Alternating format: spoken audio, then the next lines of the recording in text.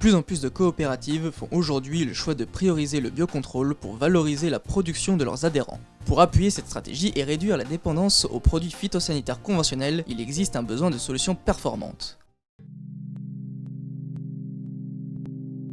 Pour la coopérative agricole des maraîchers nantais, la part de la production viticole en biocontrôle dans son chiffre d'affaires est de 25%, et elle vise 50% dans 10 ans. Mais que représente déjà la viticulture dans l'activité de cette coopérative? Aujourd'hui, la viticulture représente 25% de l'activité.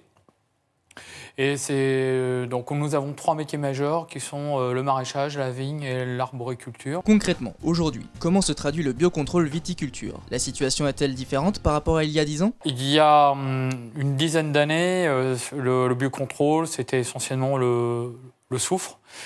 Et depuis plusieurs années, il y a un développement des solutions de biocontrôle. Donc concrètement, c'est du phosphonate de potassium.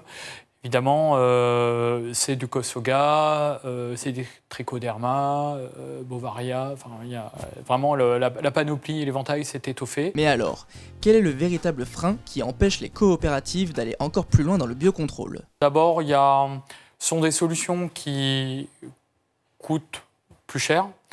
Donc toute la difficulté, c'est comment valoriser au mieux ces efforts concrets qui sont réalisés jusqu'au consommateur final.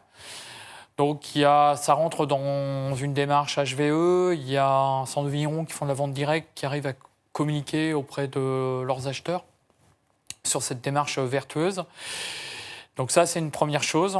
Et la deuxième chose, c'est qu'aujourd'hui, sur certains cépages, en l'occurrence le melon de Bourgogne, et dans le cadre de cette transition, il faut qu'on assure avec les vignerons un résultat technico-économique.